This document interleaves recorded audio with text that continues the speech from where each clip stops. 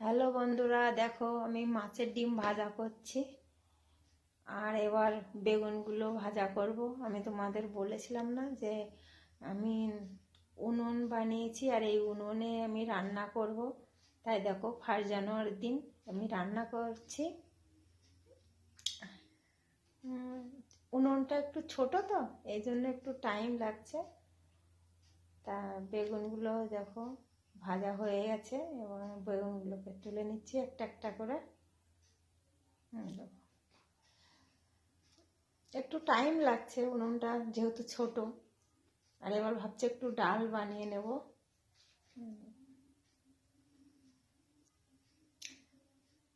তাই 1 জানুয়ারির দিন ইচ্ছা ছিল যে মাটির উনুনে রান্না করব। তাই তোমার সেই রান্নাটা করেই নিচ্ছি মাটির উনুনে।